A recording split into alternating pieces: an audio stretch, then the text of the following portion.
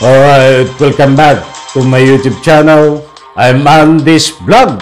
Naku po, kabado na, nagpanik na itong dating Presidente Digong.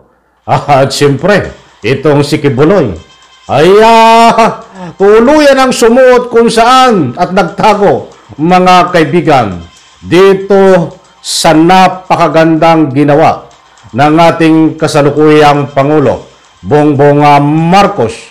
At siyempre katuwang niya dito itong ating kasalukuyang PNP chief.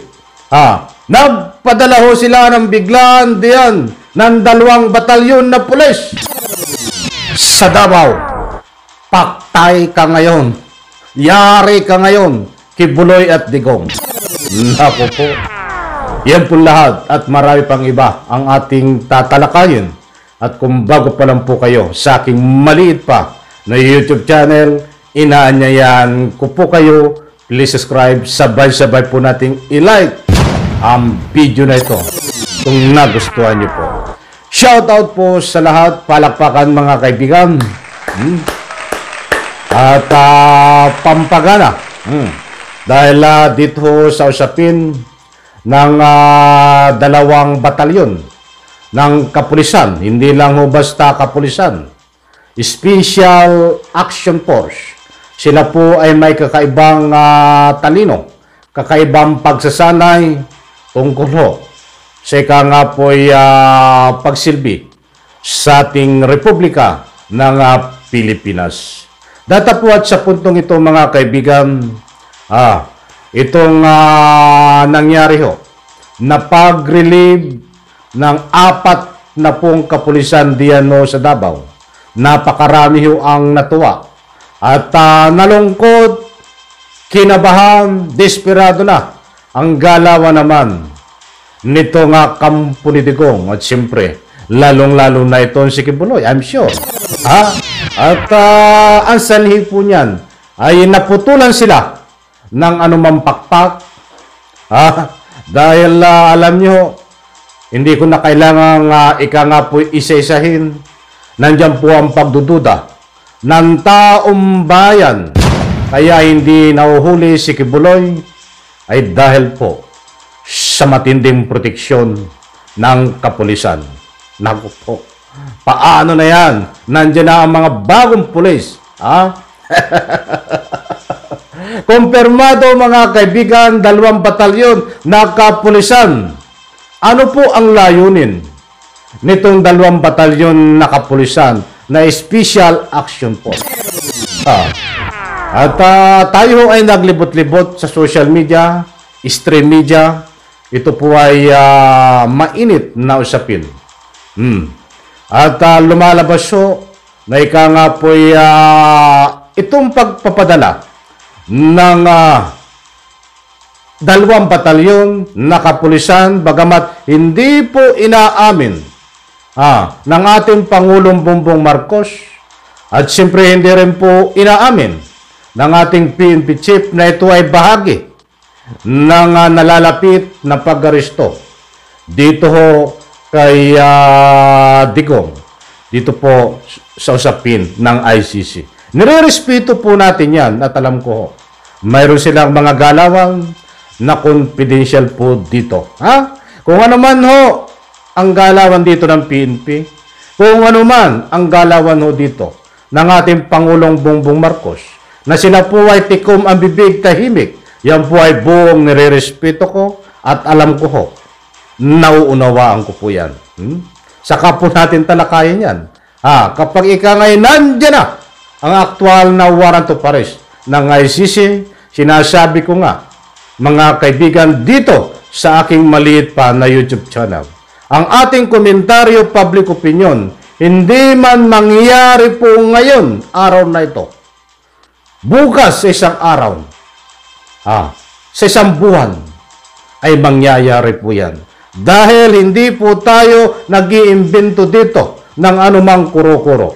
Mayroon po tayong pinagbabatayan dito. At kung ano man, komentaryo, public opinion ang naririnig niyo po, yan po ay pawang nababashi dito po sa ating munting pagtatalakay. Mabuti po tayo na nagkakaintindihan.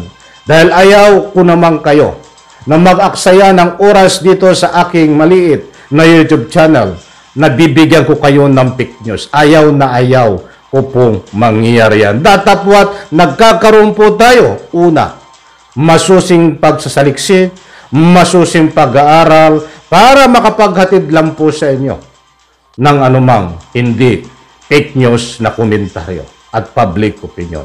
Muli kong uulitin, nirerespeto ko po kung anuman ang layunin nitong 2 batalyon na kapulisan pinadala ho ng ating Pangulo Bongbong Marcos at ng ating PNP chief.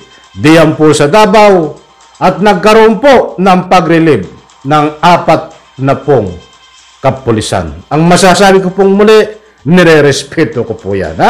Maganda po yan. Napakalawak po ng epekto niyan. At siyempre, kabado si Kibuloy, kabado si Digong, kampo ni Digong. Para sa kaalaman nyo ho, at lubos na maunawaan, ay gusto kong ibahagi po sa inyo itong kung sino-sino, itong matataas na opisyal na ika nga po yan relieve.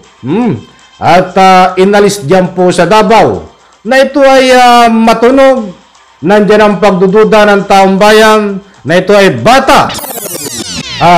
Ni Digong bata ng mga Duterte nagbibigay at sangkot sa mga proteksyon di umano. Kaya nga hindi nahuli si Kibuloy nandahil sa proteksyon. At ito, gusto kong ipaalam sa inyo, baka kilala nyo itong mga ito, itong matataas ang katungkulan ng mga kapulisan na ito. In Special Order Number SORE-2024-1561, dated May 24 by the command of Police Brigadier General Alegre Martinez, the following station commanders and their deputies were ordered relieved. Sino-sino itong mga ito? Heto. Abay, napakatataas ng ranggo. Talagang itong mga ito ay Police Lieutenant Colonel Ronald Ilao, Police Major Rosario T. Aguilar, Police Major Jimmy D. Evangelista, Police Major Jemuel J. Mamalong, Police Major Junel Espiderio, Police Major Noel Villahermosa, Police Captain Medardo B. Valeros, Police Captain Ronnie J. Batingal, Police Captain Henry J. Calvo, Police Captain Marlon M. Dakilab, Police Captain Jefferson J. Escañas. Naku po, iyan pong mga kaibigan na nabanggit ko na mga pangalan at may kasamang ranggo. Iyan po ang mga kapulisan na matataas ang ranggo na nirelibo diyan po sa Davao. Kaya pala naman kinakabahan na ito si Digong dahil naputulan mo sila ng pakpak, mga kaibigan. Kaya pala naman itong si Kibuloy ay tuloy nang nagtago kung saan-saan. Asahan po natin, mga kaibigan, sapagkat ayon sa mga paliwanag ng tagapagsalita ng PNP na si Colonel Fajardo ay hindi pa nakakalabas ng Davao itong si Kibuloy at nandyan lang po sa Davao paikot-ikot at hindi pa rin nakakalabas ng ibang bansa ayon po sa immigration. So ito po ang epekto. Kung ito po ay talagang binibigyan ng proteksyon itong si Kibuloy ng mga kapulisan diyan sa Davao, ay tingnan po natin kung mahuhuli ito sapagkat ang lahat to ng kapulisan diyan sa Davao na di umano na nagbibigay ng proteksyon dito kay Kibuloy at nagbibigay din ito ng proteksyon dito kay Digong di umano ay pinatalsik, nirelieve at pinalitan ng Special Action Force na kapulisan, mga kaibigan. So kaya't napakaganda ng epekto nitong ginawa ng ating Pangulong Bongbong Marcos napakaganda po ng epekto ng ginawa ng ating PNP chief. Dahil ito po ay kapaki-pakinabang ng taong bayan. Hindi lang po pansariling interest. Abangan po natin ito kung talagang nasa Davao itong si Kibuloy. Dahil alam ko ang Special Action Force, wag lang po itong masilaw sa pera. Ay sa lalong madaling panahon.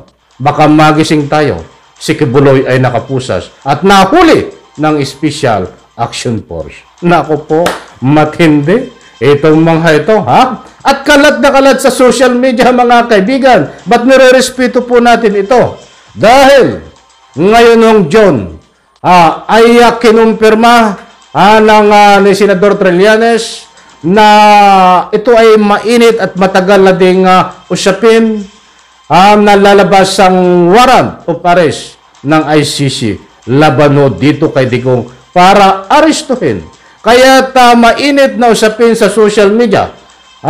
Kabi-kabilang kuro-kuro ay pwedeng magsabay na arestuhin. Ito yung public opinion na walang konfirmasyon pa. Punto de vista.